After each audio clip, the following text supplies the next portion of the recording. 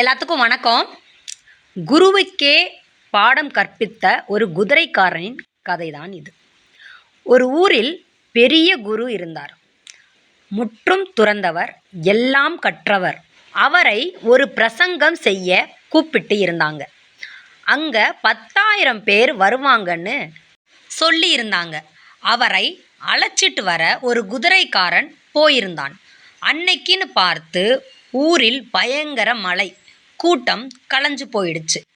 குரு வந்தபோது யாருமே இல்லை. கூட்டம் கலைந்து விட்டது. அங்கு சென்ற குரு நினைத்தார், பேசுவதற்கு நிறைய தயார் பண்ணி வந்தோம், இங்கு யாருமே இல்லையே. இருக்கிற ஒரு குதிரைக்காரனுக்கு பிரசங்கம் பண்ண மனசில்லை. என்ன செய்வது என்று யோசித்தார். என்னப்பா பண்ணலாம்னு கேட்டார் குதிரைக்காரன் கிட்ட. ஐயா, நான் குதிரைக்காரன், எனக்கு ஒன்றும் தெரியாதுங்க. ஆனால் ஒன்றே ஒன்று தெரியும். நான் 30 குதிரை வளர்க்குறேன். புல் வைக்க போகும்போது எல்லா குதிரையும் வெளியே போயிட்டா கூட ஒரு குதிரை இருந்துட்டா அந்த ஒரு குதிரைக்கு நான் புல் போட்டு விட்டுட்டு வருவேன் என்றான் குதிரைக்காரன். பொலார்னு அரைஞ்சது மாதிரி இருந்தது அந்த குருவுக்கு. அந்த குதிரைக்காரனுக்கு ஒரு ஷபாஸ் போட்டுட்டு அவனுக்கு மட்டும் தன் பிரசங்கத்தை ஆரம்பித்தார். தத்துவம், மந்திரம், பாவம், புண்ணியம், சொர்க்கம், நரகம்னு சரமாரியா போட்டு தாக்கி பிரமாதப்படுத்திட்டாரு குரு. பிரசங்கம் முடிந்தது. எப்படியப்பா இருந்தது இந்த பேச்சு? அவனை பார்த்து கேட்டார் குரு.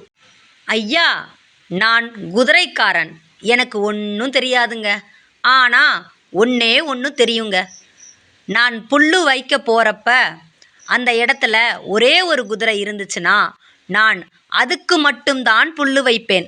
30 குதிரைக்கும் தேவையான புல்லையும் அந்த ஒரே குதிரைக்கு கொட்டிட்டு வரமாட்டேன் என்றான் குதிரைக்காரன். அவ்வளோதான், குரு தெரிச்சிட்டாரு. மற்றவங்களுக்கு என்ன தேவையோ அல்லது எது சொன்னால் புரியுமோ அதை மட்டும் சொல்லணும். புரியாத தேவையில்லாத விஷயங்களை சொல்வது நம்மை தான் முட்டாளாக்கும். இந்த கதை போலவே. இந்த கதை பிடிச்சிருந்தா லைக் பண்ணுங்கள், ஷேர் பண்ணுங்கள், கமெண்ட் பண்ணுங்கள், சப்ஸ்கிரைப் பண்ணுங்கள். பக்கத்தில் இருக்கிற அந்த பெல்லையும் அமைக்கிருங்க. ப்ளீஸ் சப்போர்ட் பண்ணுங்கள் ஃப்ரெண்ட்ஸ். நன்றி, வணக்கம். அடுத்த வீடியோவில் சந்திப்போம். Thank you so much.